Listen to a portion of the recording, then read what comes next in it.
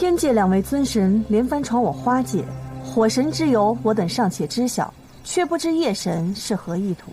锦觅仙子活泼烂漫，喜欢新奇事物，如今却被诸位方主拘束在水境当中，未免有些憋屈。润玉乃锦觅仙子友人，本意只是为其解缚。怕是另有所图吧？火神尚且直言不讳，夜神的心思何不直言？润玉心中坦荡，自问从无做出任何逾矩之事，与友人2字问心无愧。2位方主，你们别再怪小玉仙官了。小玉仙官是一位好龙，我喜欢。你说什么？我说小玉仙官是一位好龙，我……谢锦觅仙子抬爱，润玉亦喜欢锦觅仙子。你和夜神怎么会？你可知锦觅是何人？你可知锦觅为何会信手变化？你可知我七幽宫的刘子池？你可知鲜花神名讳何许？你可知锦觅本性属水？你可知鲜花神的真身乃水莲一般？你可知你我锦觅3人实是一母兄妹？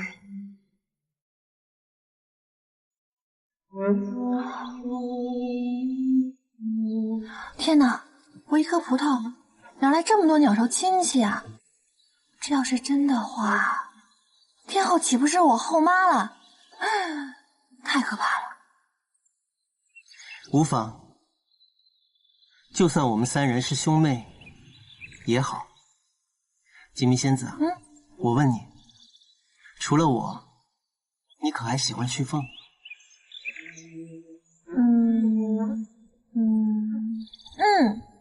喜欢。那月下仙人呢？喜欢。颜佑君又如何？喜欢。西吴宫中的仙士了天和飞絮呢？喜欢。不知长方主又如何？如果长方主以后别对我那么凶的话，我就会更喜欢了。罢了，你这没心没肺的。如果你还想要你这条小命，就赶紧跟我回花界吧。不要。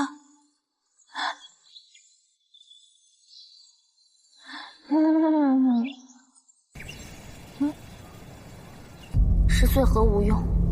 没想到殿下竟被锦觅迷惑至此，毁了姨母的收成。那个小妖易容赴宴，也不怪你。不过他居然敢在天帝和水神的面前展露真容，到底居心何在？天界乃清净之地，属仙竟然还带了只老鼠来赴宴，闹出这么个事来。虽属无心，但也真是荒唐。太有趣了，蛇仙带了个小妖来赴宴，结果被鼠仙给惊到了。穗禾不敢断言，定要好好查证一番。说句不当说的，咱们殿下与夜神同此女关系非同一般，倘若放任自流，恐怕要重蹈当年天帝陛下与水神的覆辙。还有，那蛇仙颜佑一向声名狼藉，姨母莫要忘了，他1000年前因何事被贬？难道在6界中又出了个子分不成？我断断不允许再有祸乱天为之事。也罢，你先回去休息吧。是。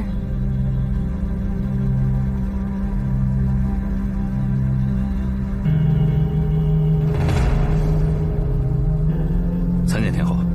你且查一查，今日来赴宴的那些下阶神仙，尤其是12生肖诛仙，一定要严查到底。我看看是哪一个小妖敢惊扰了本座的寿宴。是。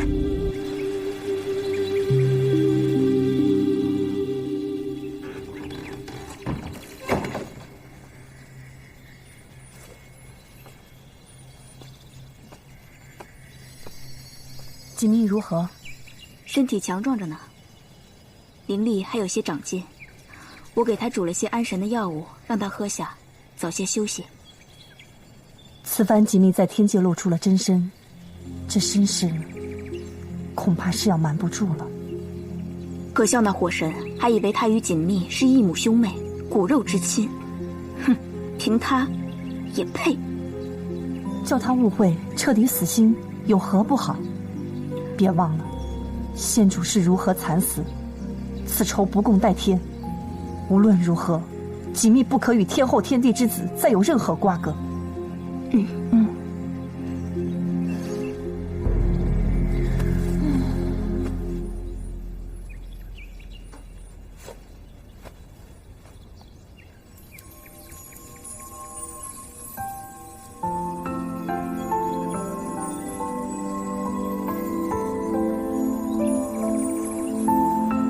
你可知锦觅是何人？你可知锦觅为何会信手变化？你可知我齐幽宫的刘子之？你可知鲜花神名讳何许？你可知锦觅本性属水？你可知鲜花神的真身乃水莲一般？你可知你我锦觅三人实是异母兄妹？刘子池跟我变花有什么关系啊？鲜花神真身和明慧跟我有何干？这怎么一转眼，我们三个成异母兄妹了？天后变成了我的后妈啊！凤凰这个思维可真是跳跃，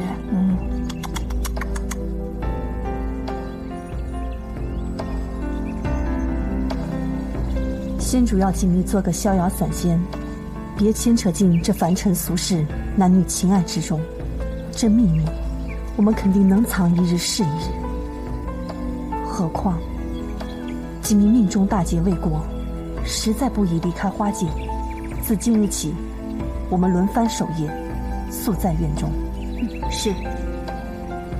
可是现在锦觅的阵容大家都看见了，天地那厮恐怕早晚要来问个清楚。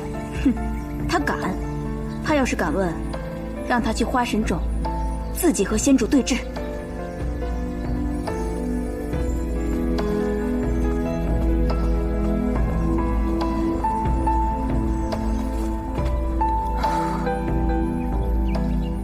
好险呀！虽然听不清他们在说什么，但是应该是照着我的话吧。唉，虽说关在水晶修炼无聊得很，但总比被雷公电母抓去了灰飞烟灭强吧？你说呢，肉肉？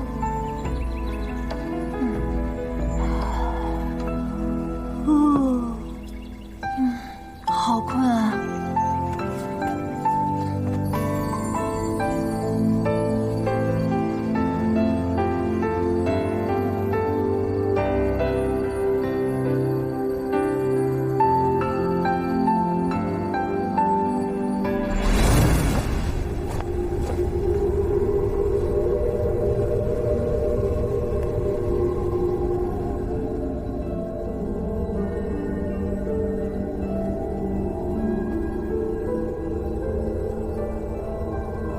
我跑都跑了，梦里还要把我抓回来，怎么天帝跟他老婆一样小气啊？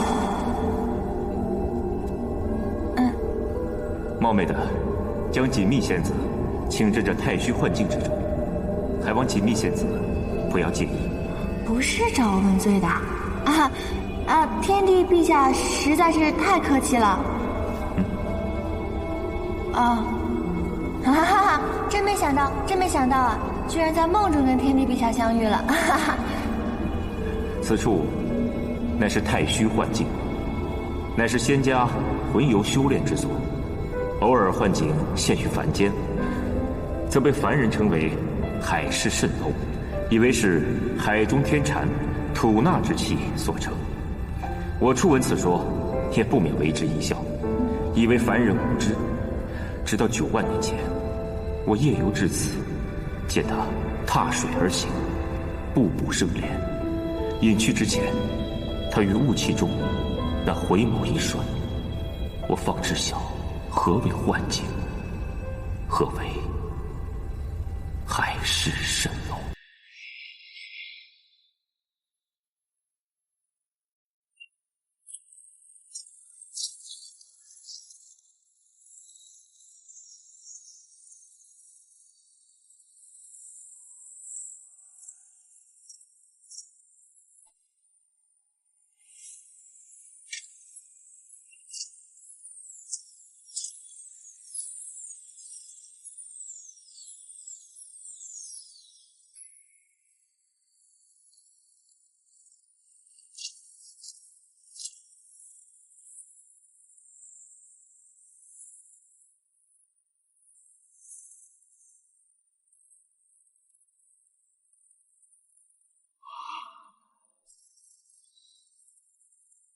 小神天界太微，敢问仙子芳名？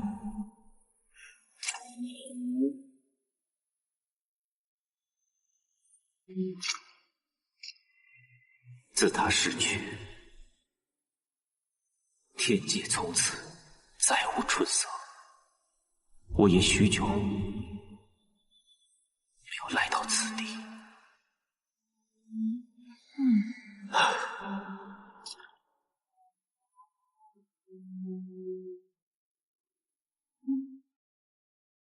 真是像。方才在那朦胧雾里面，我险些将你认错，但仔细一看你的容貌，又没有一处相似。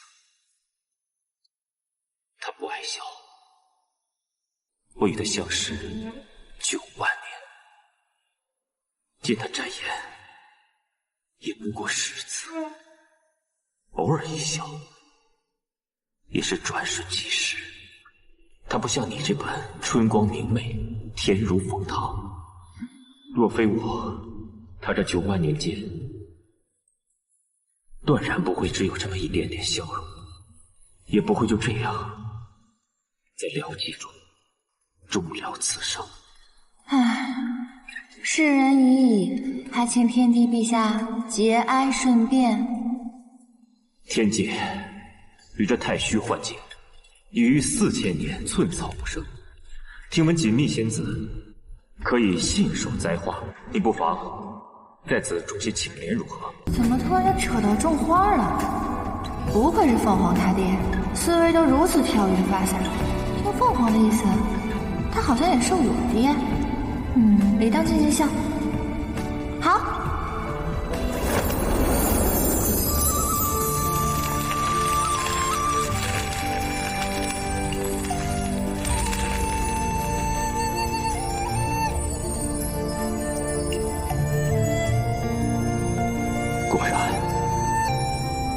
果然，天地节哀，锦觅只能以此来聊表我的劝慰之情了。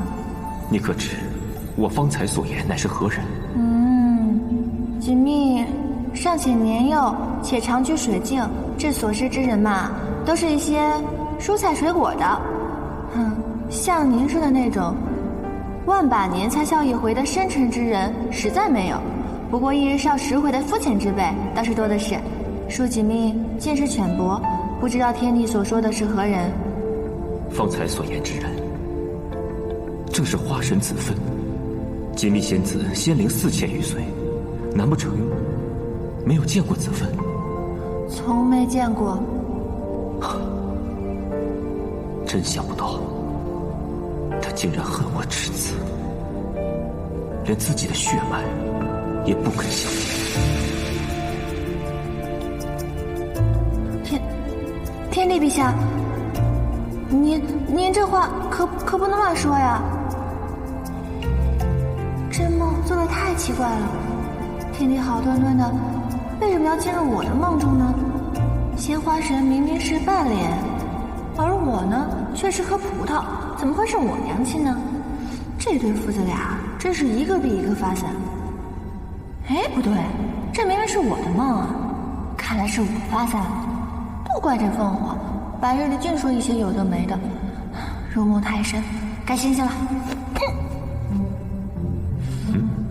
看来不是一般的梦啊。算了，既梦之则安之，难得梦见回天地，不如向他讨一些灵力，做一个灵力大涨的梦，也不算是白梦一场啊。天帝陛下，若是您喜欢看我种花，我可以经常给您种；若是您派我去天界做个花匠亦可。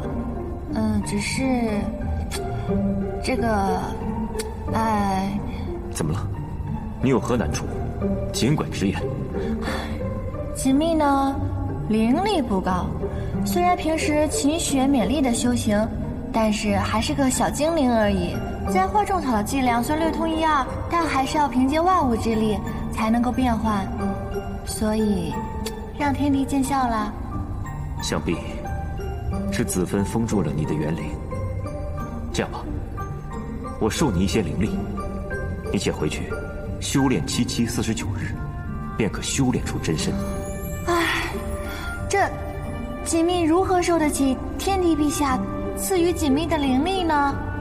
好孩子，你我之间本不必如此生分。我授你一些灵力，乃是天经地义之事。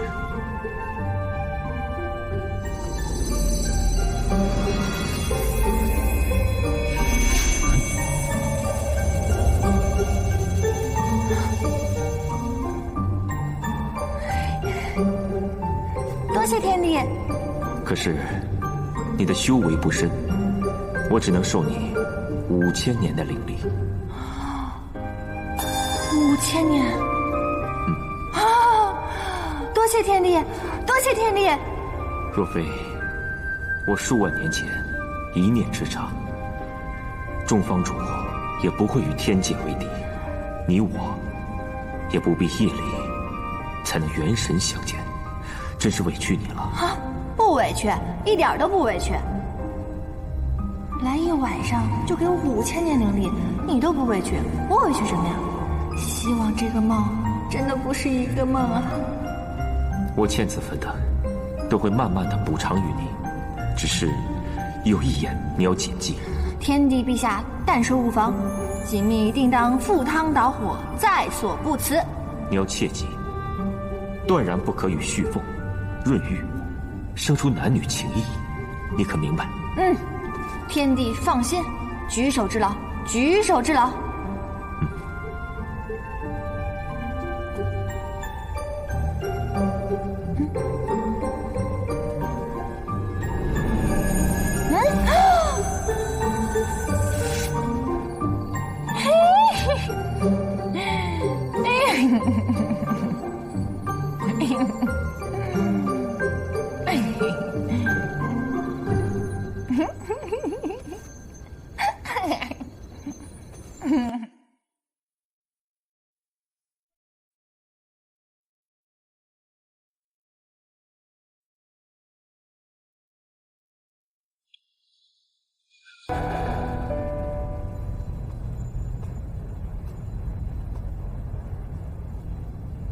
是在享天后寿宴上出现的葡萄精灵吗？那精灵和他确实有几分神似。因为看见那小精灵，我也会一直一气自焚。这许多年，你虽然从未对我提起过自焚，但是我知道，在你心里，他从未离开过。林秀，嫁给我，委屈你了。我并非怨你，这些年，你与我相敬如宾，岁月安然，我已知足。只是看到你心结未解，难免替你难过。林秀，若是想他了，就去看看他。好。好了，时候不早了，早点休息吧。你也是。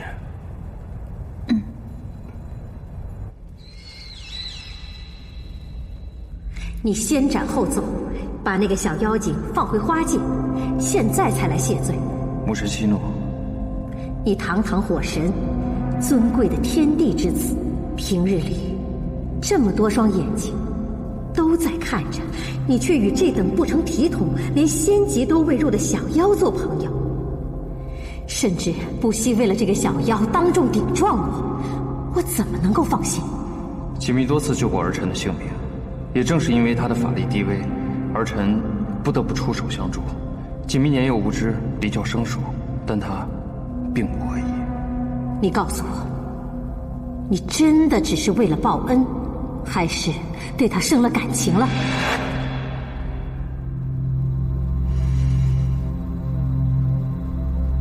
没有。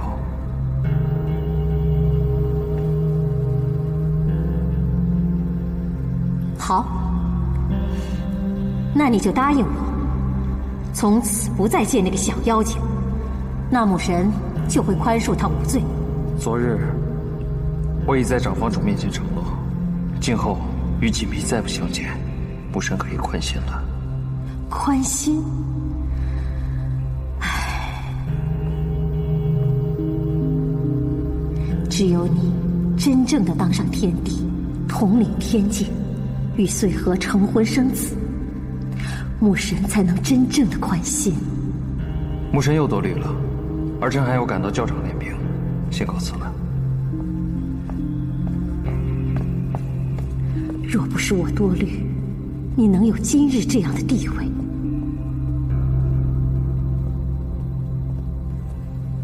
殿下学业方歇片刻，又何必急着去花界，劳累伤神呢？听闻长方主素来待下严厉，这次我偷带锦觅私游凡界，又差点在天界闯出祸端，只怕长方主不会轻饶锦觅。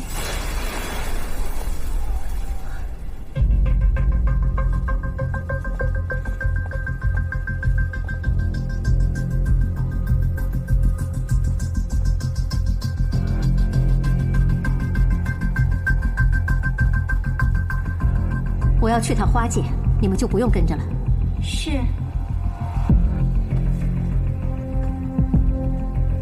糟了，他定不会轻饶锦觅。天后对殿下已经心存芥蒂，这个时候殿下若贸然前去，恐怕只会火上浇油，更难以收场。旭凤昨日如此笃定锦觅乃父帝血脉，父帝昨日看锦觅的眼神又的确有异。我去请父帝。好，那我去花界一探究竟吧。一切小心。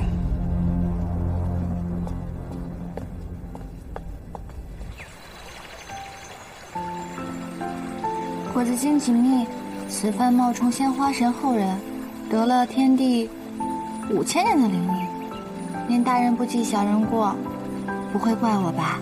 我不知道您喜欢吃什么，如果您缺什么的话，可以托梦告诉我。锦觅上刀山下火海，一定会把您伺候得好好的。在这里，我就先谢过鲜花神了。如此天上掉馅饼的好事儿，其实应该跟大家一起庆祝一下的。不过我不在天界，只能找扑哧君一起来庆祝啦。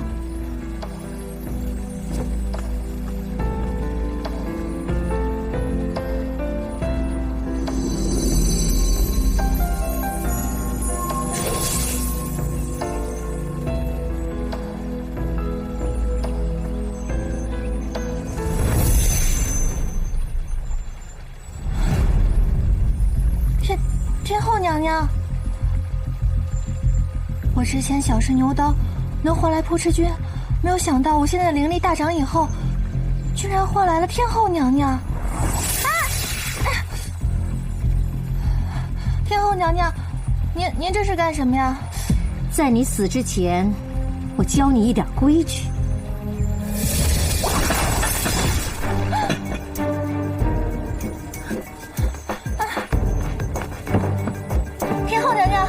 这是干什么呀？这是什么规矩啊？我不管你是什么身份，也不管你和旭凤还有润玉之间是什么关系，就凭你这张脸，我就可以杀你千百次。你和子芬还真挺有缘的，死在这里，也算你死得其所了。我不知道你是什么意思。哼，什么时候的事？已经有半个时辰了。母神冲动易怒，若是父帝再晚，只怕锦觅他。锦觅是我的骨肉，我如果贸然出头的话，屠瑶就更不会善罢甘休。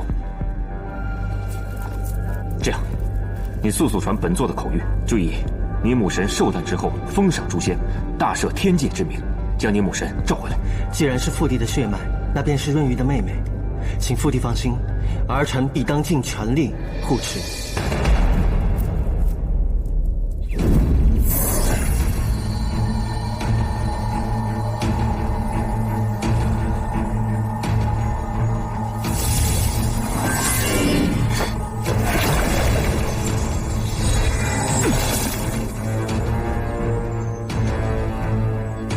水神先生，你不知道尊卑法度吗？不去诗风不语，倒来干涉我，干什么？洛林当然知道尊卑法度，只不过本神与鲜花神乃是故交，今日特地前来墓地祭拜，却不料看到这个孩子，险些被人夺了性命。哼，我来处置一个小小的花精，与你有何干？锦觅乃是花界精灵，既然是在花界，唯有花神与长方主有资格论罪。子芬已经仙逝，在子芬的墓前对一个低阶精灵下此毒手，天后于心何忍？你口口声声说什么尊卑法度，说白了，不就是为了一个子芬吗？你这么做，只是为了这个小妖精吧？因为她跟子芬长得有点像，是吧？不管于公于私，洛林都无法坐视不管。你认为你能管得了吗？母神让润玉好找吗？小雨仙瓜，见过水神先生。小雨仙瓜，救我！儿臣叩见母神。本座并没有让你起来。回禀母神，儿臣乃是奉父帝口谕，请母神速回九重天，商议封赏诛仙、大赦天界事宜。天后母仪天界，自当坐镇天庭，谨言慎行。倘若惊动了众方主，闹到天帝那里，恐怕会有损天后贤良仁德的名声。好啊，夜神现在翅膀硬了，越来越厉害，竟然敢拉帮结派，和我作对了。儿臣不敢。母神，请吧。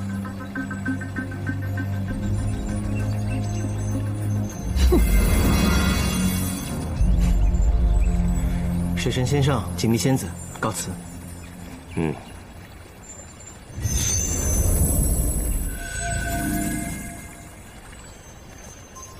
多谢水神先生。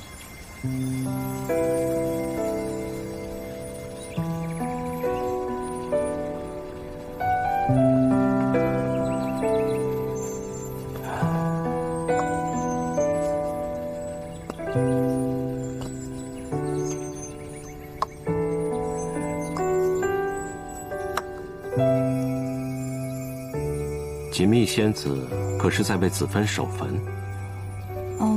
不过就是一点小心意罢了。锦觅，锦觅，繁花似锦，觅安宁；淡云流水，度此生。这是子芬生前挂在案前的2句诗，是我亲手为她抄写裱挂的。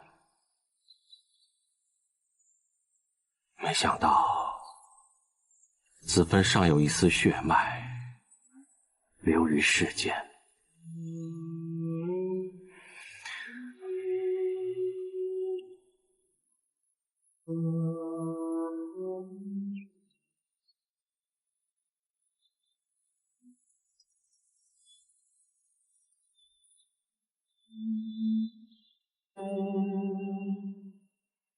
水神先生，若如您刚才所言，锦觅难道真的是鲜花神的，还有天帝的骨血吗？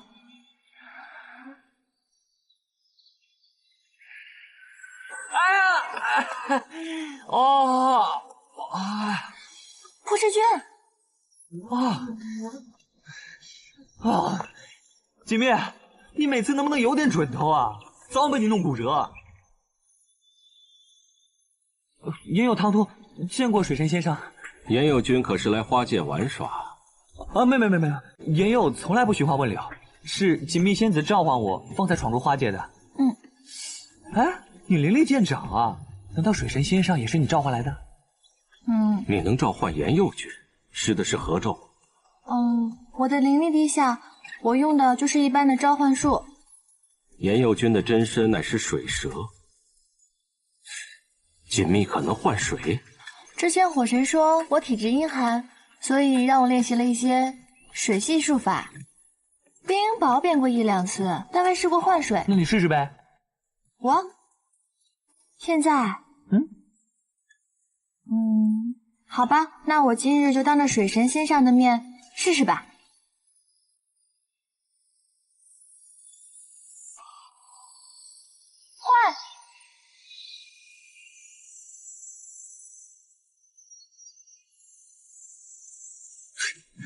哎，你这个灵力啊，换水还是不行。我再试一下嘛。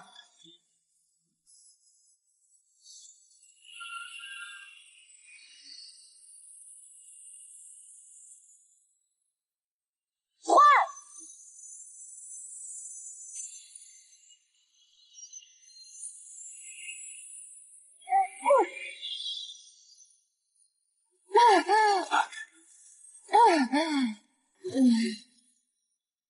锦觅，你这普通妖精逞什么能啊你？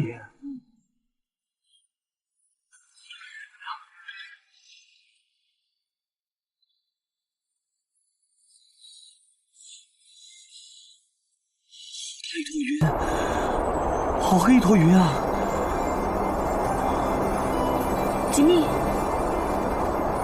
赵方主，水神仙上，锦觅这是怎么了？你们看，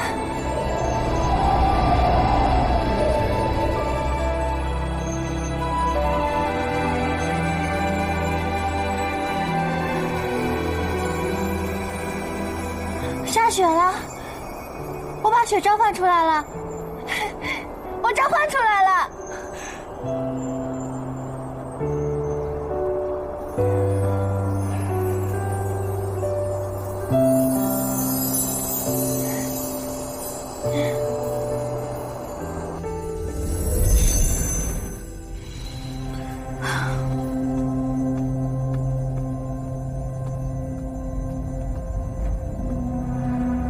殿下，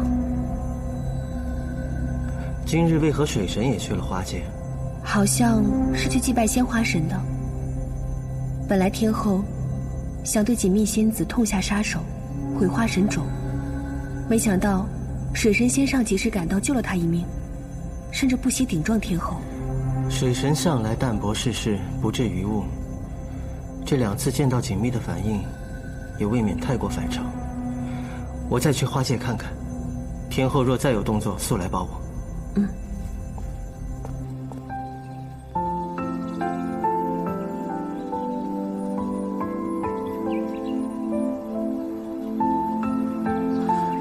如何？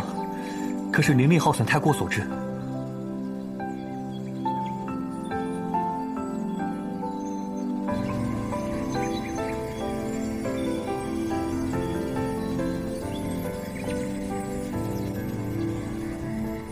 刚才那场大雪是锦觅召唤的，若非锦觅属水，如何能召雪唤炎佑呢？锦觅到底是何身份？如果锦觅只是一个普通精灵，你和海棠方主又怎么会如此紧张？牡丹不过是花界的丝花小仙，水神的事情，莫非自己还弄不清楚，还要他人转述不成？锦觅和子芬太过相似，却自然是葡萄。洛林实在弄不清楚这其中的缘由。锦觅从生来便由你们照顾，今日能解这个谜底的，唯有你们花界众方主了。我还说锦觅这迷糊劲儿是天生天养，原来这竟是有源头的。难道？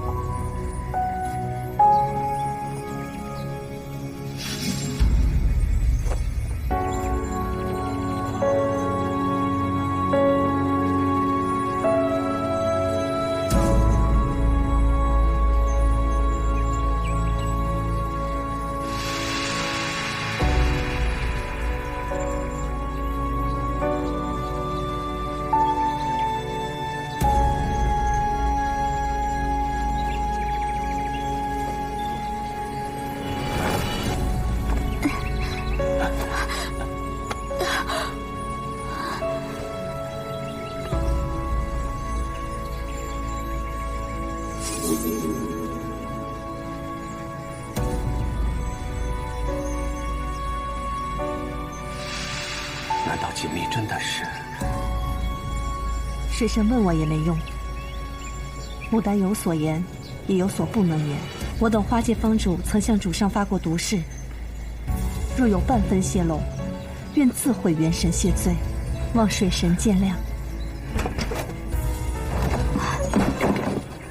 锦觅体内真气大乱，水神是否渡了灵力于锦觅？这是本神初次私见锦觅。锦觅体内灵力底蕴深厚，且行走霸道，以我之力，并无法消解呀。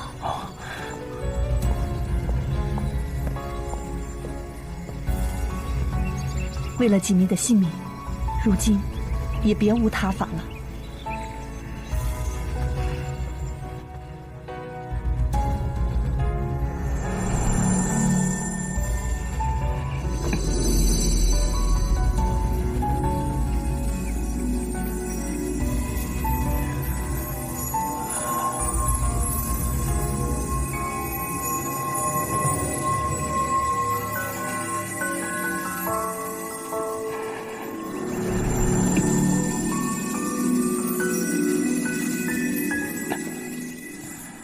如何？锦觅体内火阳之气甚旺，不知是谁给他渡了这么多的阳气，冲撞了他的阴寒本性。今日若非我在此，恐怕性命堪忧啊！多谢水神先生。若是锦觅出的丁点差错，我等如何向仙花神交代？锦觅，原来是我的骨肉。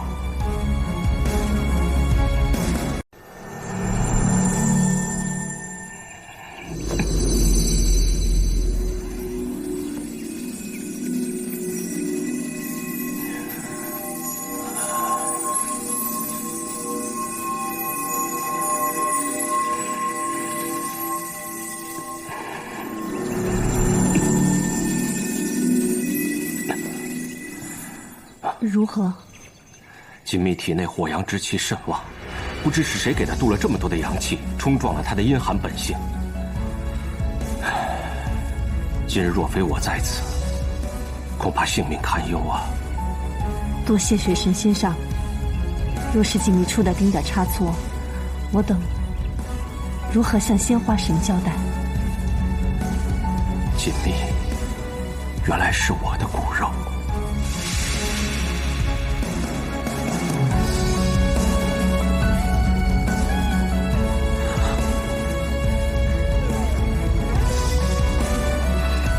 先生一定是误会了，怎么会呢？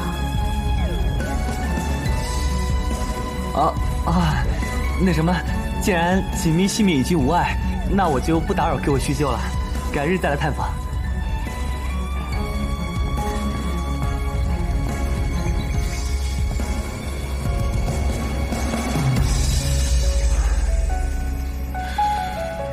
神人背后无是非，哪个神仙没故事啊？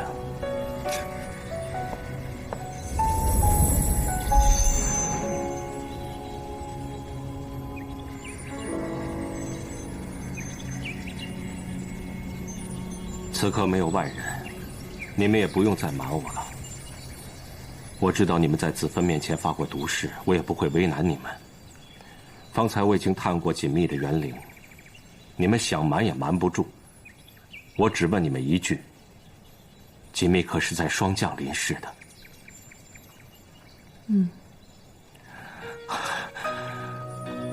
果然。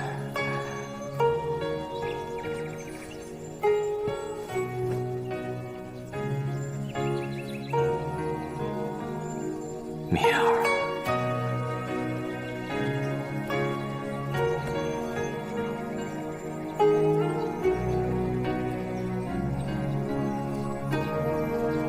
这4000年来，我都没有尽过一点做父亲的责任。子芬离魂天外，我有何面目去见他？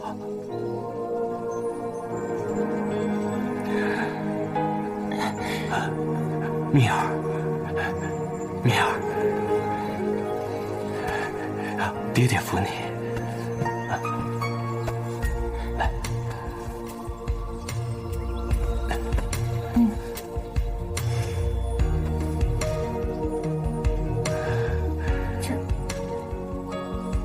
爹爹，先生，您认错人了吧？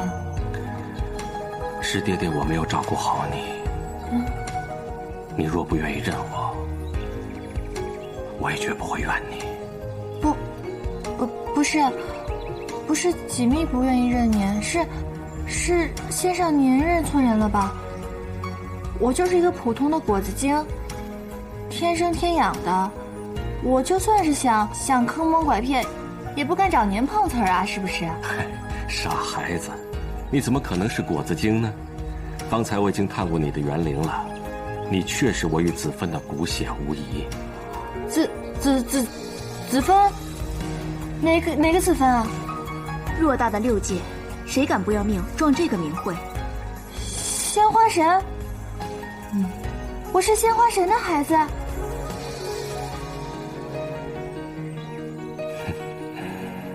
我的妈呀，这梦真的是不可乱做。太虚幻境，我冒充鲜花神的后人，骗了天地5000年的灵力，果然是遭了报应。鲜花神，您老人家大人不欺小人过，就饶了我吧！快醒来，1、2、3。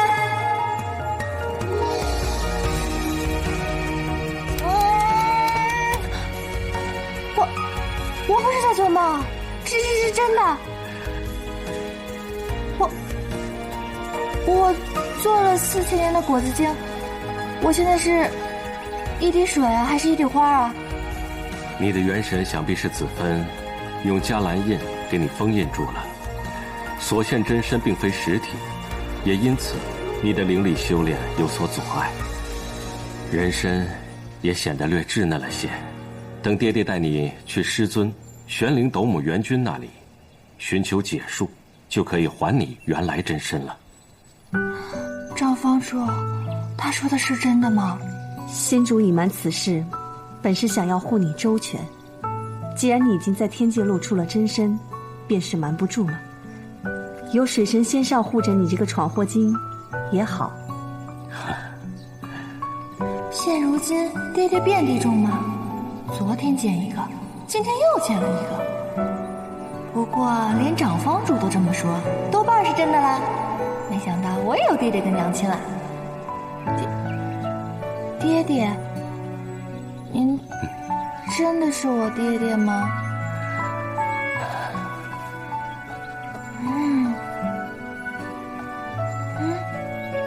爹爹带你回家，日后爹爹绝对不会再抛下你了，让你一个人孤苦伶仃。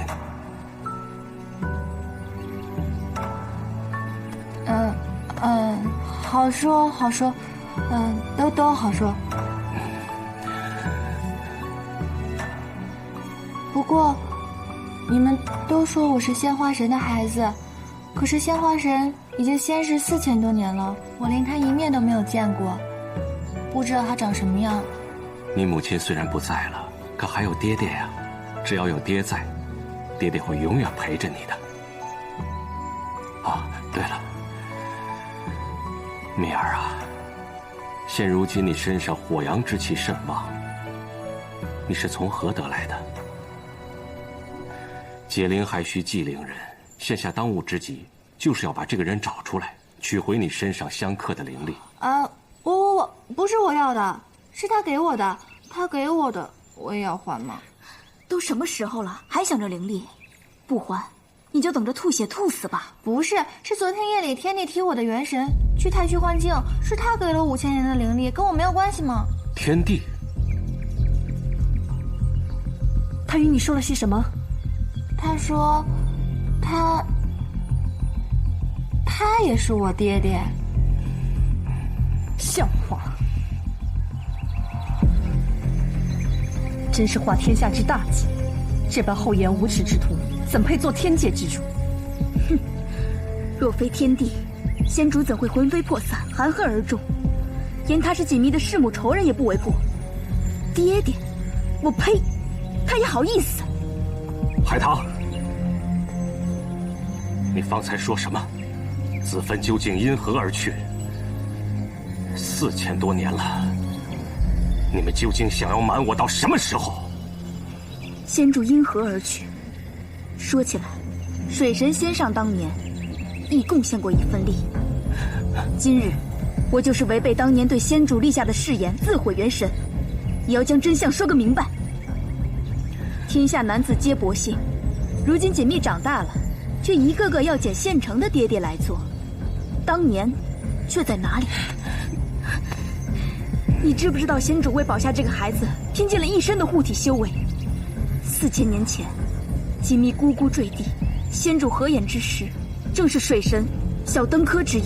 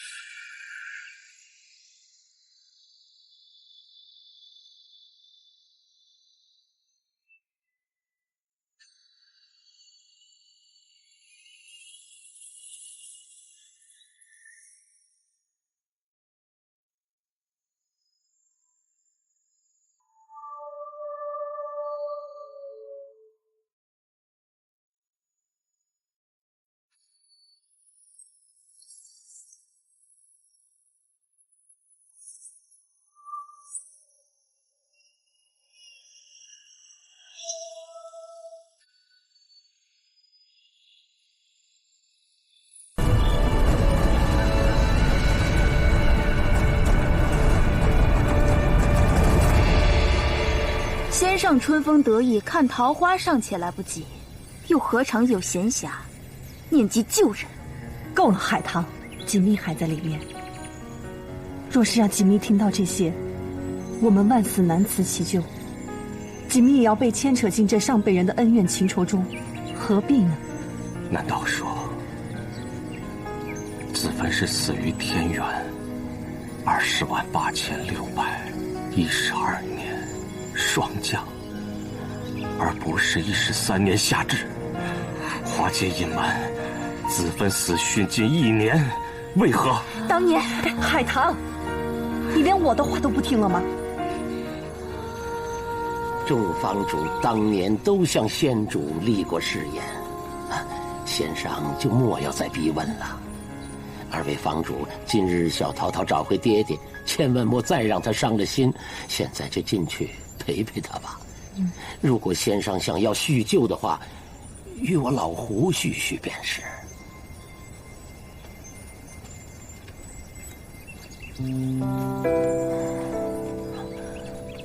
老胡，你也算是子芬身边的人，当年发生了什么事，你定然知晓。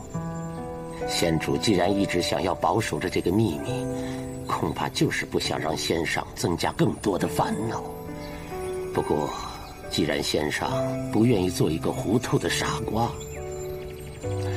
那便做一个伤心的明白人吧。当年天帝还为天界2殿下之时，是如何步步为营的赢得仙主的芳心，这个仙上恐怕比老朽更为清楚吧。天帝为了顺利登基，与鸟族结盟，娶了鸟族的公主屠瑶为妻，背叛了仙主。仙主得知之后，是情灭神伤啊！幸亏仙上你的仁善，对仙主是万年如一日，仙主对仙上也是日久生情，这本是一件悬崖勒马的好事情啊！孰料天帝登位之后，顽性不改，竟然继续纠缠仙主。可是仙主执意不从啊！那天帝他便恼羞成怒，强行玷污了仙主。他竟敢对子芬用强！可仙主当时并不知道，已经怀上了锦觅，恼怒之下，便去了忘川。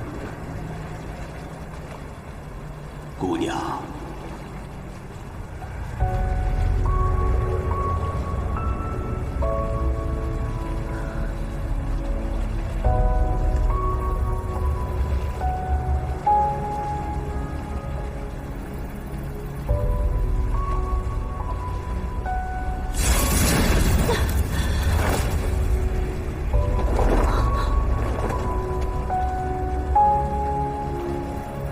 你在我和权位之中已经做出了抉择，你我早已是陌路。如今你又这般羞辱我，让我愧对洛林。我只有跳下这忘川，洗清我这一世的耻辱和情伤。仙主欲饮忘川之水，忘掉烦恼，被天地阻拦。仙主欲跳入忘川，甚至自毁元神，又被天地施法拦截。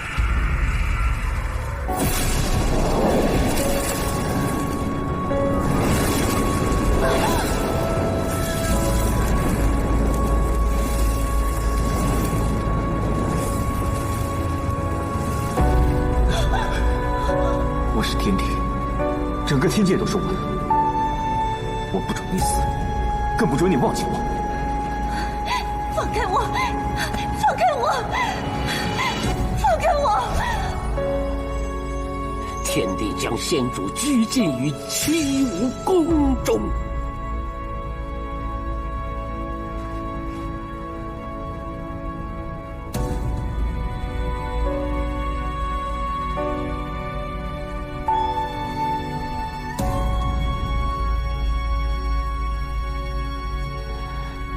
师兄，师兄，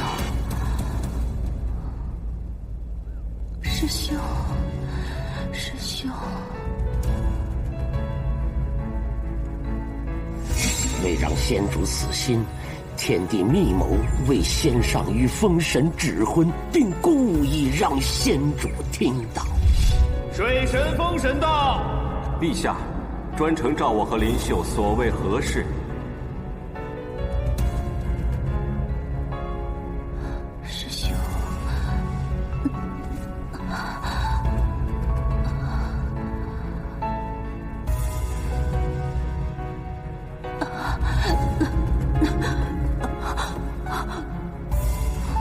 洛林心中早有所属，虽然不是他心中所想，但是洛林早已决定，非他不娶。我为你与林秀赐婚，不只是我的意思。眼下六界动荡，水神与风神联姻，才能鼓舞天界兵将的士气。洛林，难道你要违抗天命吗？谢陛下美意。洛林公主您与屠瑶公主永世和美，但要洛林违背本心，就算削了洛林的神性，沦为凡人，也恕难从命。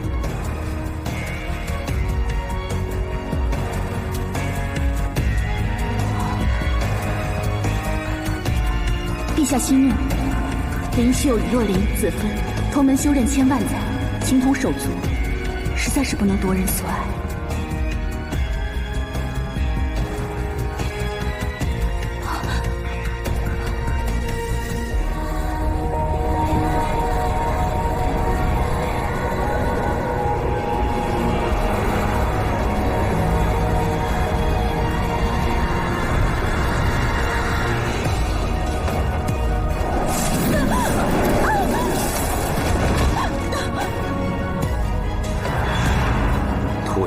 已经如愿嫁给天帝，他还有什么不知足的？哎呀，天帝当时是为了时事才不得不娶屠瑶为妻，可心里他一直惦记着仙主，甚至想娶仙主为侧妃。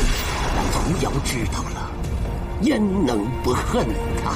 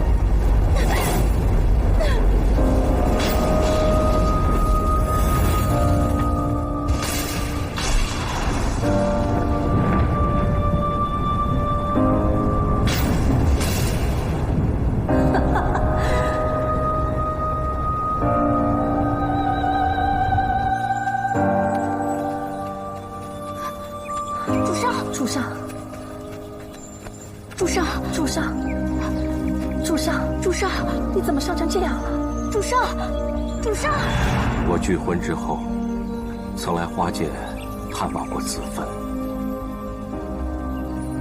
但他竟然对我说，他的心里从来没有过我。自始至终，只爱过天帝一个人。你还是回去跟林秀成亲吧。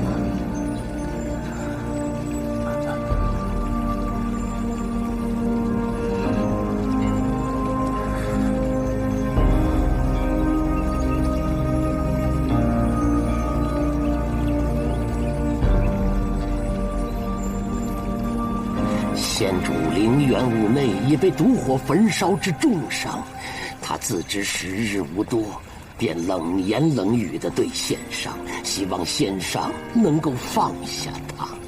他不想让仙上为一场无可挽回的情事搞得狼狈不堪，唯愿仙上与封神夫唱妇随，称心美满。我想与子芬一生白头携手，然世事无常，没了子芬，何谈称心美满？锦觅幼时护世，孤苦伶仃，我又怎能原谅自己？我定要手刃那毒妇。就算神形俱灭，也要为子芬报仇。是这一意。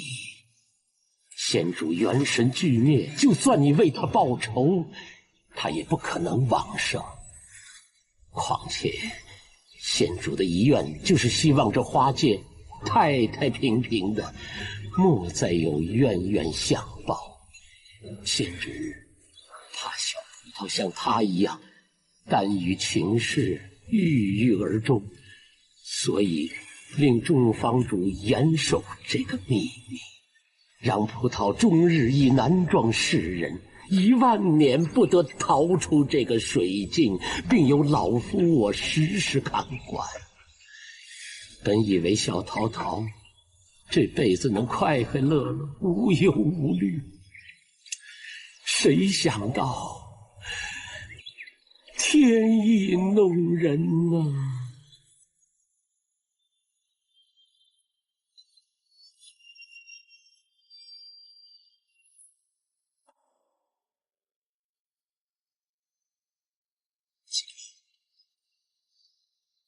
竟然是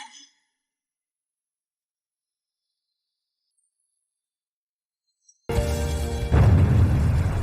报仇归报仇，你怎可利用锦觅，将我花界少主置于危难之中？你可知道，那天后险些杀了他？伤他乃天后所为，实非我所愿。我不会再帮你了。难道玉兰方主真的要背约？是你先背信弃义，我早就有言在先。报仇归报仇，绝不能牵扯进我花界众人。既然决定报仇，哪有万无一失？你若但凡再敢给锦觅招来半点伤害，我定不饶你。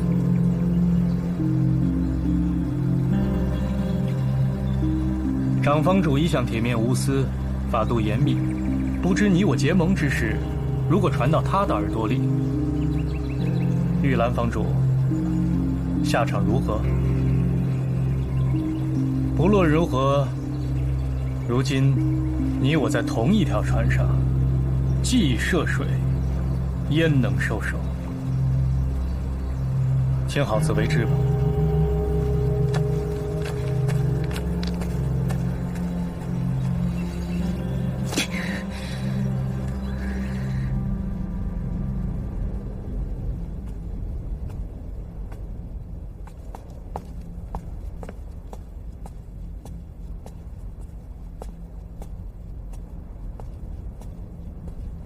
殿下，锦觅怎么样了？多亏有水神仙上出手相救，锦觅已经无碍了。锦觅竟是水神之女，依照4000年前的约定，她便是我未过门的妻子。她不是天帝陛下的骨血吗？父帝赠予他的灵力与他自身灵力属性相冲，水神已经亲自试探过了，确认了锦觅就是他的骨肉。不久，便会当众认亲。匡禄看得出来，陛下很是开心。我从未这样开心过，但也从未这样忐忑。我听着水神与长方主他们谈论起父帝与鲜花神子芬之间的旧日情事，水神对父帝与母神颇有介怀，恐怕未必会应允这门婚事。就算他们以前有什么过节，婚约早已经定下了。上神誓盟，天命昭昭，任谁也难以违背，不是吗？可是我知道，旭凤也心仪于锦觅，他的心思或许能瞒得了别人，却骗不过我。我实在不忍心伤他。那你就忍心放弃锦觅吗？火神殿下自幼就有天帝和天后的宠爱，生来便是嫡子，他已经拥有许多了。而殿下你一个人冷冷清清的，长夜与野兽为伴，从来不去争抢什么。如果连妻子也让给别人的话，那也……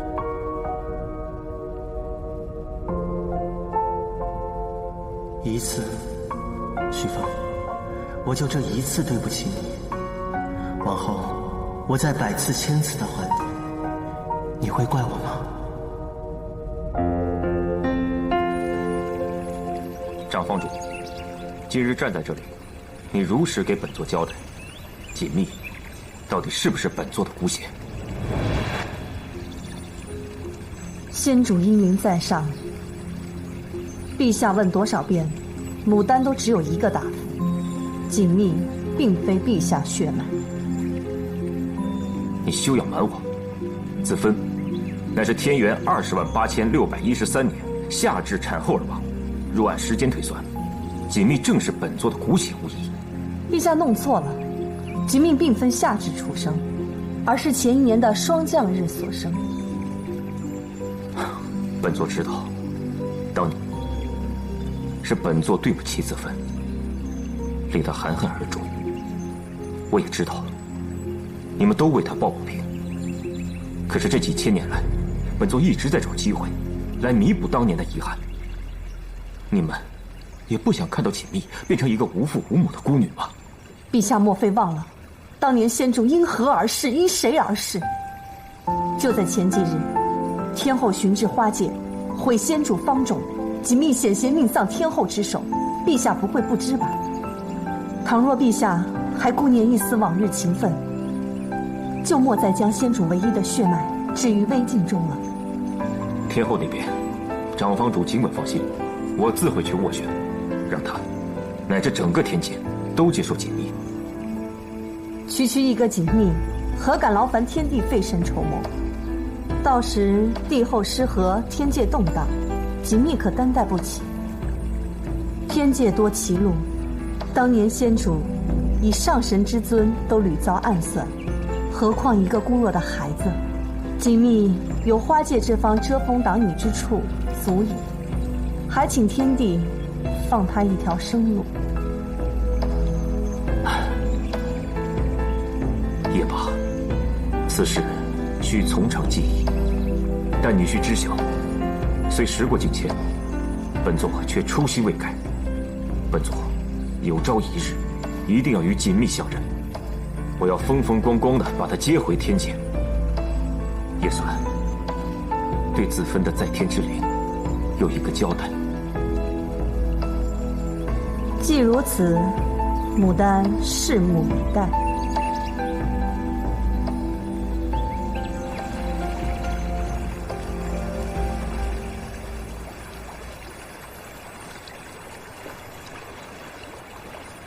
鲜花神，我来看你了。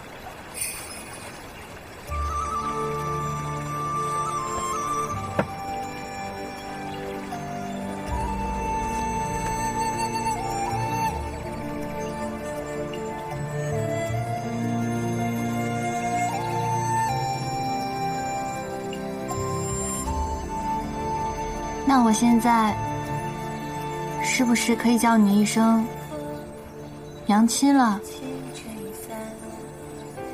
娘亲，我认了爹爹了，就是水神先生。他跟我说你生前最喜欢吃这个鲜花饼，巧了不是？我最喜欢吃的也是鲜花饼。喏，我给你带来了。虽然长得不是很好看，可是是我亲手做的，味道还不错，你别嫌弃啊。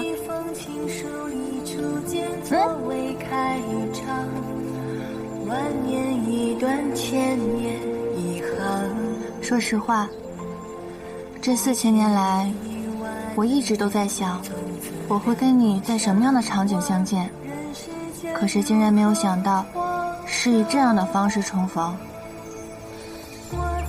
之前我还在想，等见了你，我肯定要跟你说好多好多我心里话。可是万万没有想到，在此之前，我都跟你说的差不多了。你还真是个出人意料的娘亲啊！我以前可羡慕连翘了，因为一到吃饭的时候，他的娘亲就会让蝴蝶喊他回来吃饭。我就想着，如果我有娘亲的话该多好啊！我娘亲也会喊我吃饭。结果我现在知道我有娘亲了，我就更羡慕她了。世界上哪有你这样的娘亲啊？把我生下来不管我，还把我拘在水晶里4000年，让长房主骗我是一颗无父无母的葡萄。你还隐藏我的真身，害得我灵力低下。我跟水神爹爹到底哪里得罪你了吗？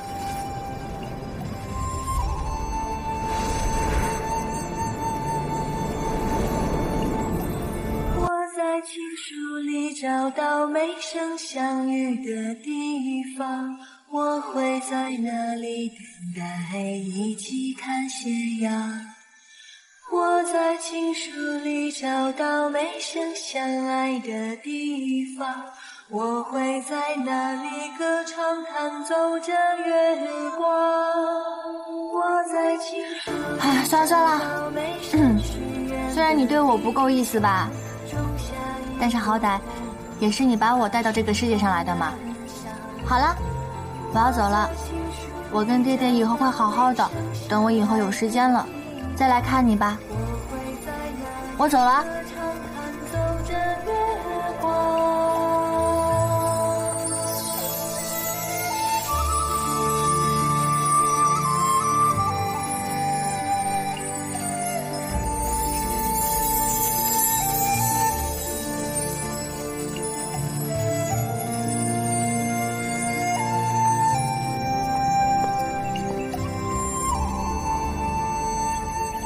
先上，趁着今日锦觅去祭拜子芬之时，有一事要向长房主请教。先上言重了，牡丹必定知无不言。我探锦觅真身之时，发现她的体内除了迦兰印，还有另外一道禁制。我问过老胡，他却怎么都不肯说。此事你可知晓？这禁制是先主当年亲手种下的，先主算出锦觅万年内将有一劫，以此给锦觅消灾挡祸。但具体是什么，我们也并不知情。当真？不过还请先上放心，先主当年种下这禁制，全然出自一片父母之心，对锦觅并没有任何坏处，还望先上放心。既然是子芬的意思，罢了。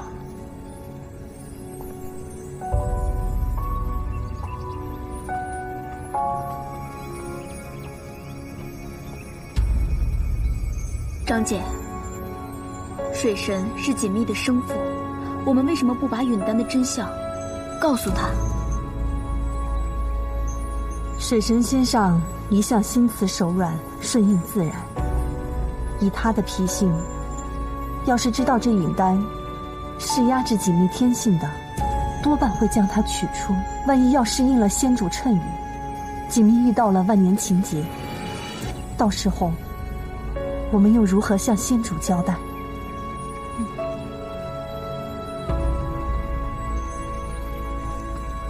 以后在九霄云殿上可不能再乱说话了。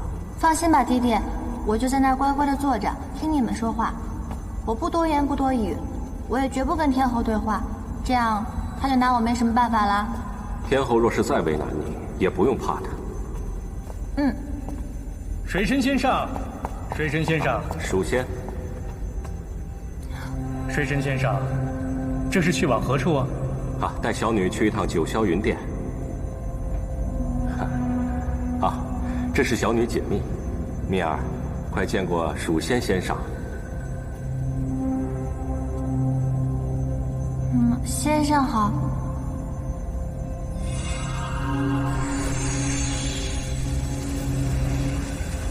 看你行色匆匆，可是要下界？啊，我正要去寻先生。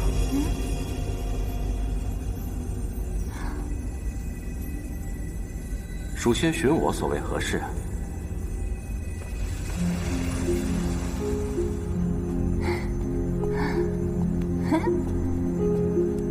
锦觅仙子，小鱼仙光，这么巧，你是要去巡夜吗？还不着急，时候尚早。对了，锦觅仙子前日里返回花界，诸位方主可有为难啊？那就好。锦觅仙子此番来天界，一定要小心。如今天后余怒未消，恐怕会对锦觅仙子不利。此番不如携润玉随行，也好有个照应。小鱼仙官，莫要为我担心了，千万不要因为我耽误你上职。你我说话这功夫，估计已经耽误你挂星布业了吧？并未耽误。承蒙锦觅仙子上回所言，喜欢润玉，润玉打从心底里感激，能为锦觅仙子效劳，自是在所不辞。只是润玉自幼便有婚约在身，恐怕要辜负锦觅仙子的一番美意了。这有什么呀？大家都是朋友嘛。小鱼仙官，就算你有婚约在身，我也照样喜欢你的。我亦喜欢你。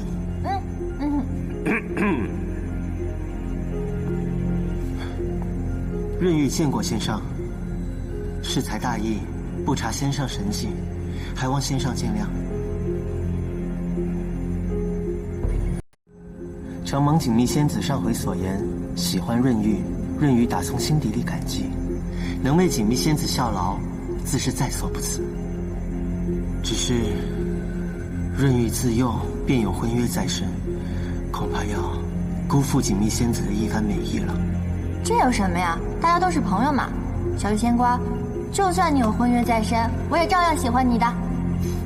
我亦喜欢你。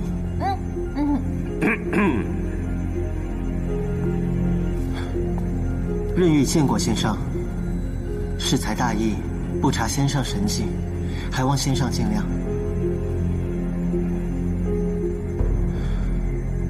润玉不知先上何时来的，但想必听了些许方才我与锦觅仙子的对话。哎，小鱼仙官，润玉在此向先上请罪。小鱼仙官，不知夜神何罪之有？本神愿闻其详。润玉大罪，罪在不应该背负着父帝与水神仙上为润玉所立婚约，却对锦觅仙子动了感情。润玉虽非大贤大圣之人，但也不持三心二意之言。既然润玉与锦觅仙子已经互生情愫，日后便只能将心交与他一人，断然不能再与他人成婚。如此，势必要违逆与水神长女的婚约。润玉自知罪无可恕，还望先上责罚。我明明就是水神长女啊，她为何提出喜欢我，却又不能跟我成亲？啊，是了，小鱼仙官并不知情。夜神，快快请起。快起来吧，小鱼仙官。夜神可知，若违此约，有何代价？无非削神级，便下界。如果能与锦觅仙子相守一生，放弃这天界浮华，又如何？啊，那万万不可！下界凡人命如沧海一粟，区区几十年，白驹过隙，却经历生老病死之苦。为了蜜儿，夜神不惧。得成比目何辞死，愿做鸳鸯不羡仙。润玉心之所向，九死不悔。好，今日夜神之言，本神记住了，希望夜神不要忘记。蜜儿，走吧。哦，告辞了，小鱼仙官。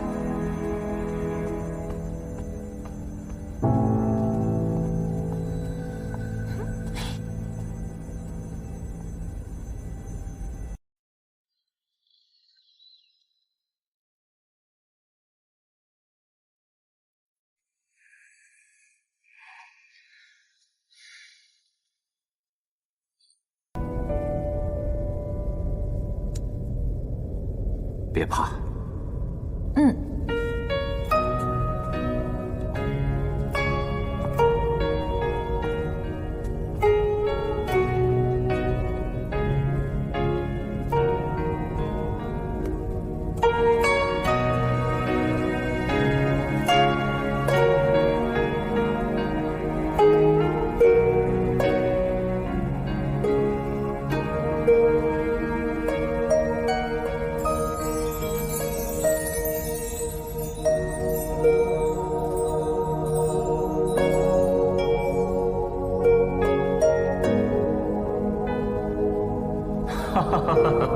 今日本座喜得这6届音律第1的凤首箜篌，又正值家宴，大家不妨品评一二。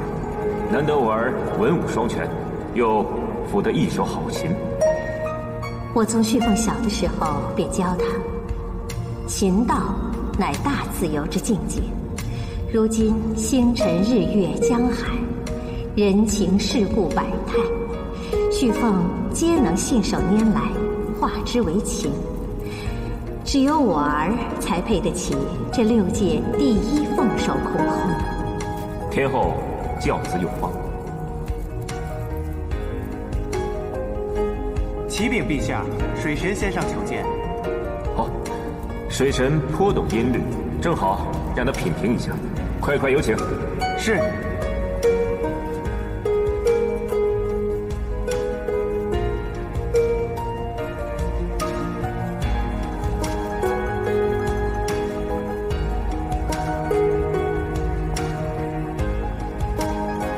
锦觅，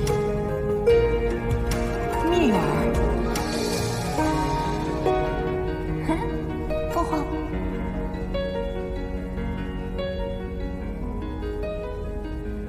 水神，你这是什么意思？九霄云殿岂是精灵之辈随便踏入的？水神，莫非是有要事相商？不如各位先行散去，改日再异想天籁。且慢，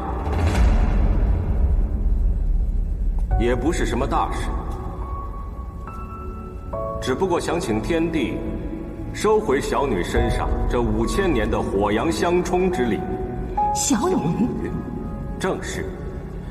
锦觅乃是我与子芬之女。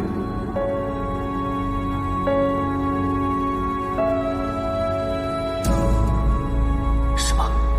水神，你别被这个精灵给糊弄了。她真身就是颗葡萄，当日诸仙有目共睹。若说是水神和花神之女，未免荒谬。你还别说，锦觅和子芬长得的确有几分相似啊。丹珠，你也如九仙一般脑子糊涂了吗？老眼昏花了？天后所言极是，先生可莫要认错了。不劳天后挂心，若非人心险恶，子芬怎么会在锦觅诞生之时起便施法术压制其自身灵力？天帝可知当时花神因何仙事？花神之事，实乃天命。6界神录有载，花神本是佛祖座前1万年，入因果转世轮盘，本因湮灭，不想错入3岛10洲，为水神与玄灵斗母元君所救。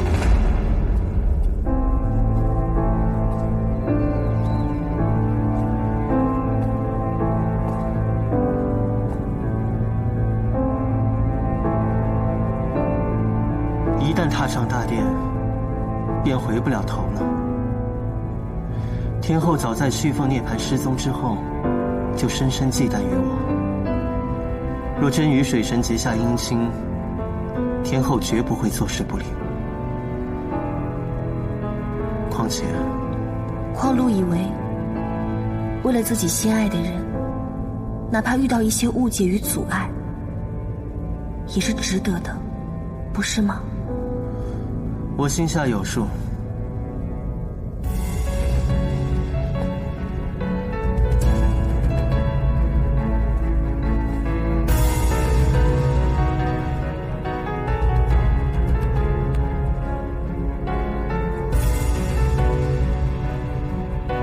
此逆天之行，终必遭惩戒。花神寿终不过灵力反噬之果而已。水神昔年出手相救时，就该料到有此因果之报。说起6界神录，其中也有记载，业火乃破灵之术，分为81类，琉璃净火居其首，又分5等，毒火为其尊，是天灵，焚武内，仅历任火神能掌握此术。当年，夜神殿下到。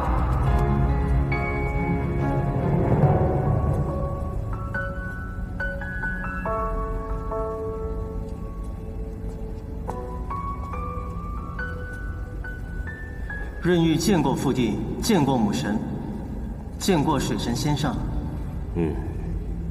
润玉婉儿，不必多礼。听闻父帝近日得了上古绝音，凤首箜篌，润玉不兴挂业，故而来迟。如此看来，果然是错过了一场精彩的表演。平生汉事，又多添一桩。水神，可知锦觅真身为何？水神若不告知，那本座又如何解其火灵呢？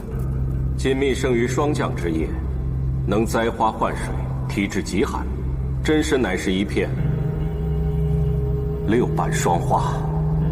霜花，夜降昭示，来去匆匆无踪迹。这轻飘飘的，倒不如那葡萄富态可爱啊。锦觅仙子，不知水神先上所言，究竟是为何意？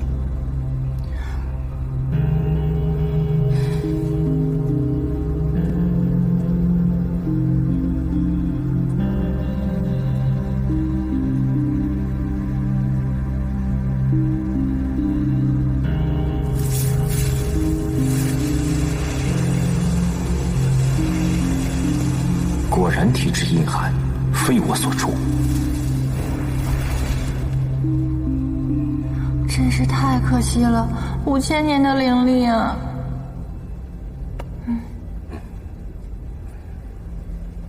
不想，竟是水神之女，可惜了。父帝之意，莫非锦觅仙子是先上之女？锦觅就是水神的长女，也是你未过门的妻子。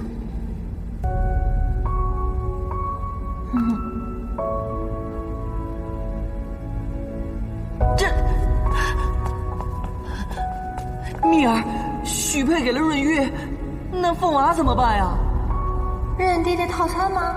认爹爹送丈夫，还得买一送一的？谢父帝恩典，多谢水神先生。小玉仙官为人最仗义，与他相处倒是自在。可是，蜜儿，你愿意吗？你要是不愿意的话，旭凤，成亲嘛，好说好说，谢谢天帝跟爹爹的恩典。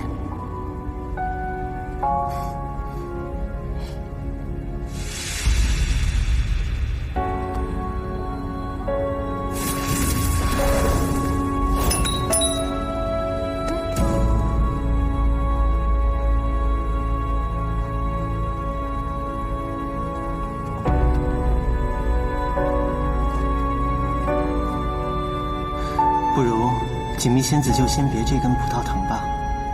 那谢谢小玉仙官了。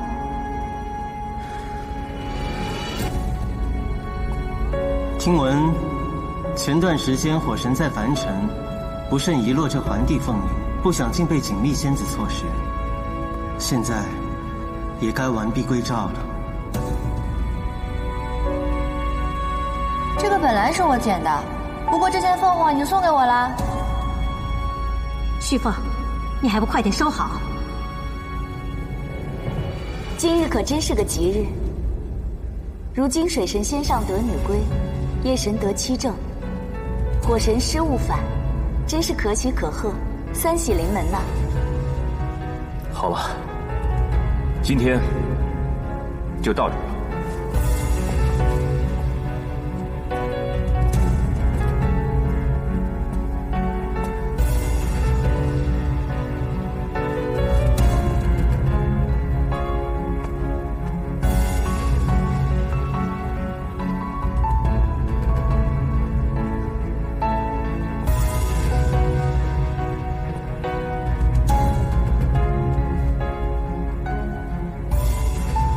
送出去的东西，岂能有收回之理呀？何况我已是在锦觅仙子处的，何止区区一只凤翎啊！若是归还，就一并都还了，不然就一样都别还。言下之意是要收回那1000年灵力？不行，刚刚才失去5000年灵力，不能再雪上加霜了。我不还，一样都不还。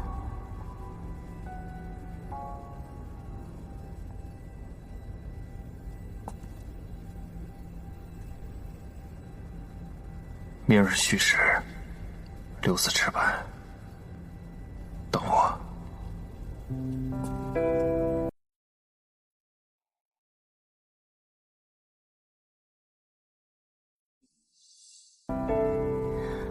爹爹，我怎么觉得做了水神爹爹的女儿，好像大家都没那么欢喜？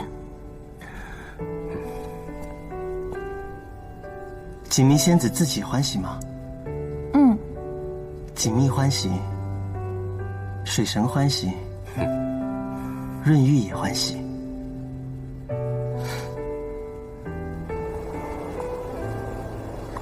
殿下，殿下。不想，这锦觅竟是水神之女，还与夜神早有婚约在身，真叫人意外。不过倒也真是，他们郎才女貌，天作之合。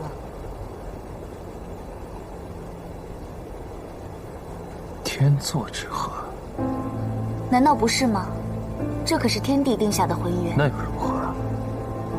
殿下，你该不会对锦觅动了真情吧？我的事不需要你操心。他做你书童的时候，便与那个夜神十分亲近。如今他与夜神有了婚约，却还在扰乱你的心。此等轻浮的女子，她是什么样的人，我心里清楚得很。就算殿下一时忘了自己的身份，也莫要忘了，有些事情逾越不得。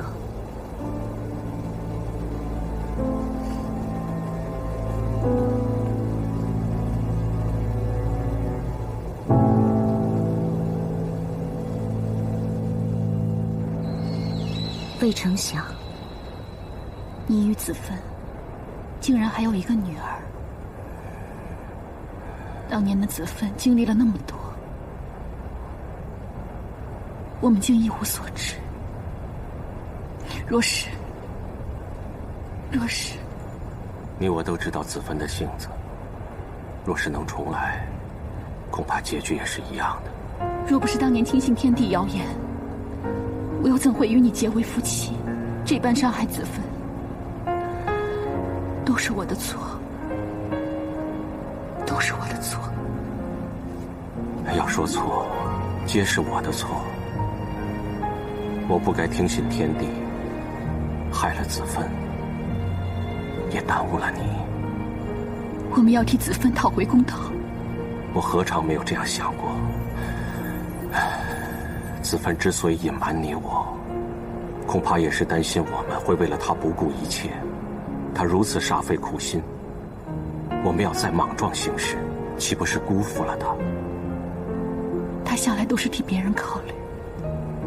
如今一切已成定局，你我再自责，已是无用了。能够认回锦觅，或许是子芬给我一次赎罪的机会。日后行事得更加稳妥。今后我就是锦觅唯一的依靠。还有我，以后锦觅便也是我的女儿。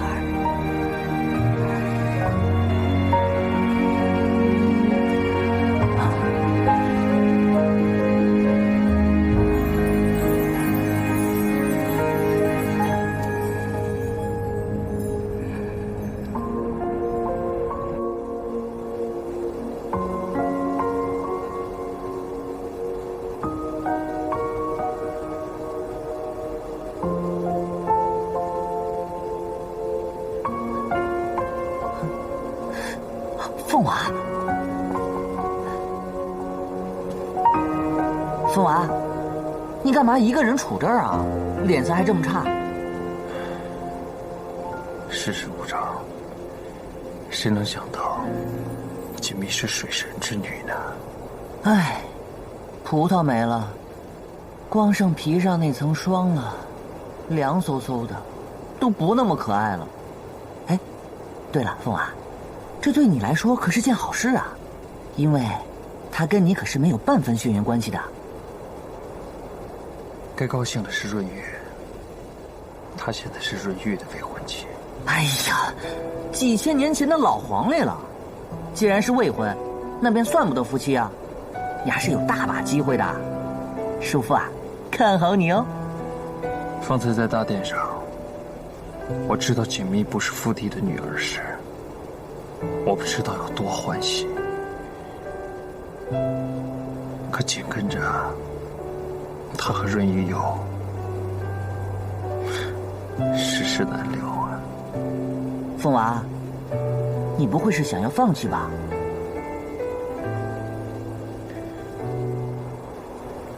我不知道，一直以来，但凡我拥有的东西，都会和润玉一起分享。可唯独锦觅，我没办法拱手相让。你说是不是我太自私了？傻鸟，这是真爱啊！试问天底下哪个男子肯把自己心爱的女子拱手让人呢？可我和锦觅的未来，注定是一条崎岖之路。且不说天地和水神的上神之事，就光母神这一关，就很难过。对方若是旁人也就罢了，可他偏偏是我的兄长，大不得，成不得。根据老夫多年观察呀，古往今来，但凡有情人终成眷属的，那多半是脑袋一热直接上阵，那是兵来将挡，水来土掩，哪来那么多瞻前顾后啊？叔父，我跟你说正经的呢，老夫可没工夫跟你瞎掰扯。当务之急啊，是要先弄清楚锦觅的心意。只要你俩心意相通，别说是父地母神了，就是那上青天的斗母元君呐，也没办法把你们给拆开。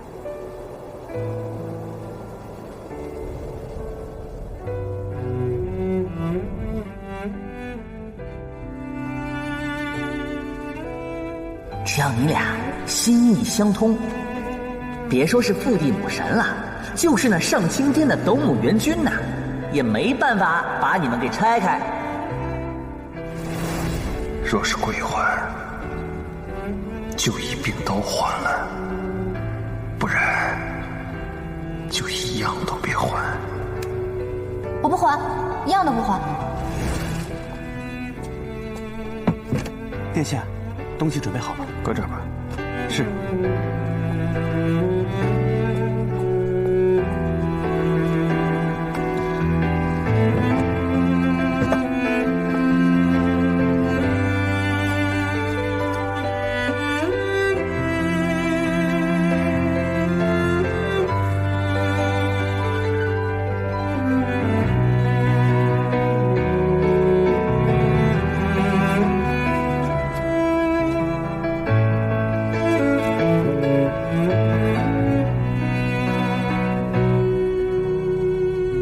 殿下，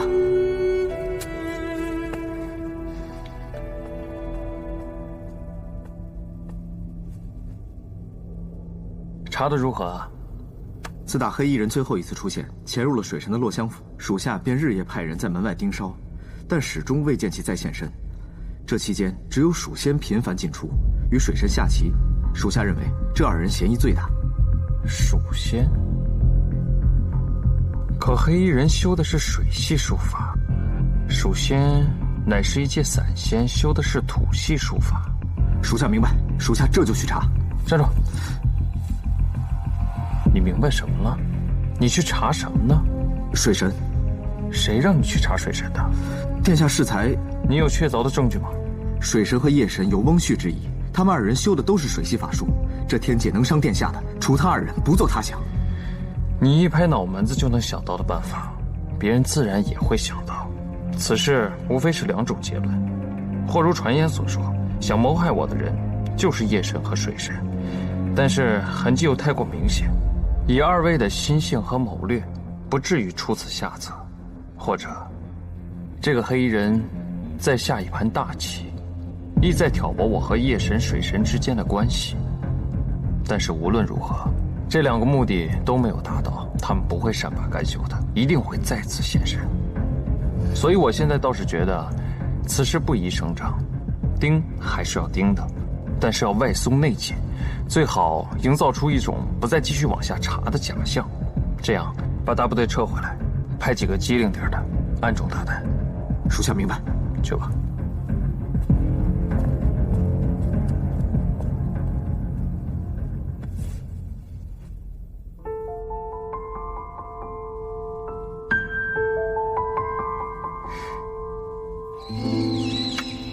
先生，预备何时责罚我呀？今日我可是来请罪的。那日小鼠不慎走失，竟引得锦觅仙子触怒了天后。若非蜀仙之功，我父女此刻还无缘相认，正不知如何感激呢。那我倒要向先生讨个谢意，陪我下这一局如何？这难道是？正是，水神与洞庭君未下境的那一局食热式。杀招太盛，那日我便投子认输了，何必强人所难呢？即便今日，也是如此。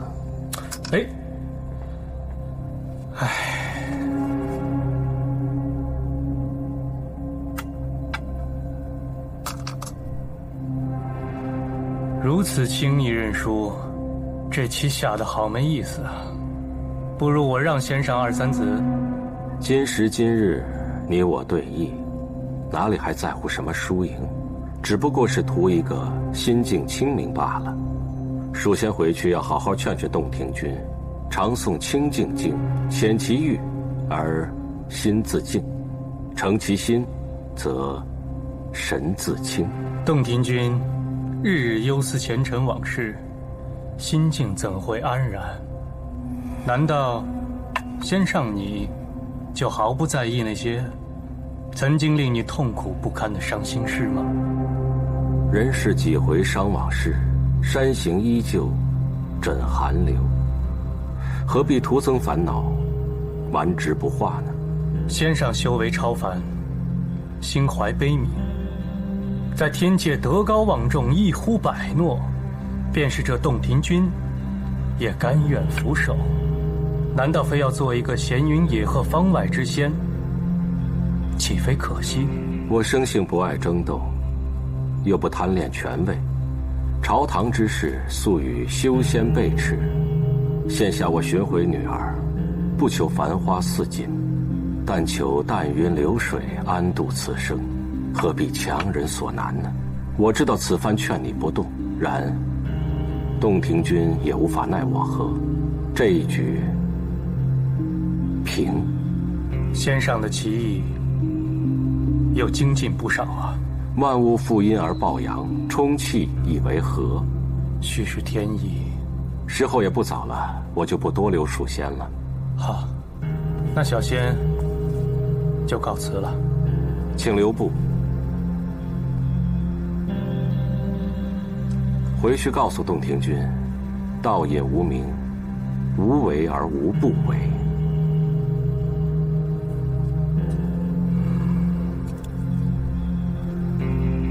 小仙明白了，日后当不会再来叨扰仙上了。仙上保重。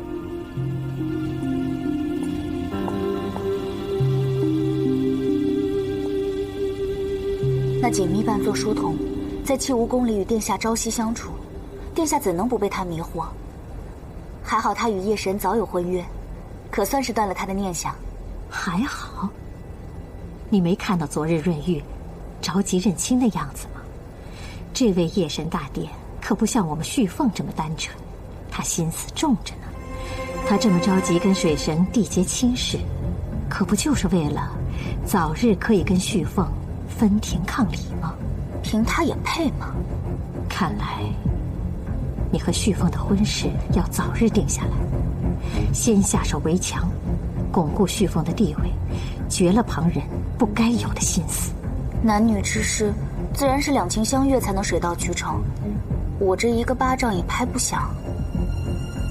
哎呀，傻孩子，要知道，男人对男女之事都是后知后觉的。你呀，便拉下一点面子来，主动一些。殿下哪里是后知后觉？左右他见我是无知无觉，对锦觅那可是先知先觉。姨母竟没瞧见吗？昨日殿下的眼睛，一刻也不曾离开那锦觅。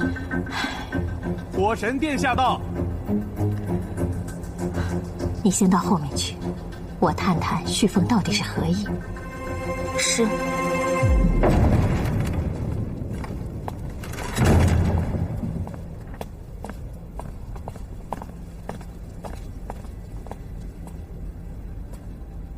母神，润玉与锦觅的亲事，你怎么看？那是4000年前父帝与水神先生定下的婚事，锦觅并不知情。天命之下，不外人情，婚事也得自己喜欢才行吧？我并不是问你，他们两人是否情投意合，我只是在提醒你，润玉和水神已结为姻亲。这6界中看似平和，实则暗流汹涌。现在润玉和锦觅定亲，等于是有了花界的支持，和水神、风神的助力。你一个人在前面浴血奋战，后面却有人图谋不轨，小心腹背受敌。母神不妨有话直言。那你何时跟穗禾成亲？儿臣前几日已经回过母神了。旭凤年纪尚轻，暂无成家之心。那是前几日的事，前几日我纵容你，可是今日不行。润玉夺嫡的势力已成，你必须跟穗禾尽快成亲，否则兵权旁落，那是早晚之事。鸟族是名门望族，只有穗禾的势力和地位，才配得上你的身份。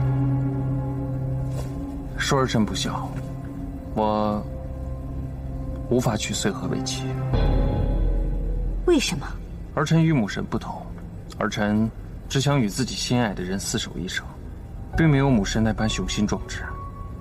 为了权位，放弃所爱，说儿臣难以从命。可知你在说什么？我是你的母神。母神为让儿子坐上帝位，难道要罔顾我的幸福吗？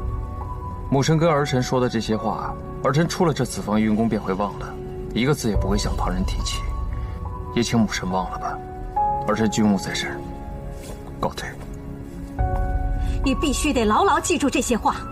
我今日所言，终有一日你能明白，世事并没有你想的那么简单。我不知道你何时才能清醒，可是眼下，你必须得跟穗禾成婚。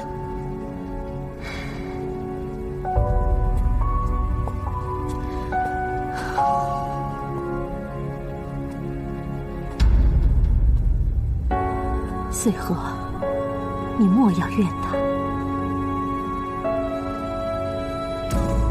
殿下一定会明白姨母的苦心。穗禾又怎会怨恨殿下呢？要怨，也是怨那水神之女锦觅迷了殿下的心窍。没想到，锦觅居然是你的孩子。我也没想到，陛下也曾经认为锦觅是你与子芬的孩子。洛离，你都知道些什么？该知道的都知道了。洛离，我对子芬是真心的。你口口声声说对子芬是真心的，那你为何要伤她的身，毁她的心？我知道，这都是我的过错。我是被妒忌冲昏了头脑。我让你跟林秀成亲，是为了留住子芬，可是没想到，他还是含恨而终。你可知子芬是如何死的？花界传讯说，子芬回去之后，整日郁郁寡欢，最终含恨而终。子芬，你真的不愿意让我告诉他吗？你知道我与花界都情愿为你覆灭。这一切罪孽，本座愿一力承担。承担？子芬已经不在了，我自己的女儿，4000年来从未见过她自己的母亲，你又该如何承担？我知道，这4000年，每每想起此事，我都不能原谅自己。洛离，我现在以好友的身份恳求你，我希望你跟子芬能够原谅我。我已经失去了子芬，我不想再失去你这个知己。我是不会原谅你的，否则我就对不住子芬。我现在能做的，就是遵从子芬的遗愿，不再为此事冤冤相报。为了让更多天下苍生共享太平，只牺牲子芬一人。我知道，锦觅是你跟子芬的孩子。等她嫁给了瑞玉，她也会称我一声父弟。届时，我将为他们举办一场天界最隆重、最盛大的婚礼，也算对她、对你跟子芬做一些微薄的补偿。若不是锦觅钟情瑞玉，我断然不会让自己的女儿与天家再有任何瓜葛。以你在天界的威望，我不能让你对我有丝毫怨念。不过锦觅，我会真心实意对他好的。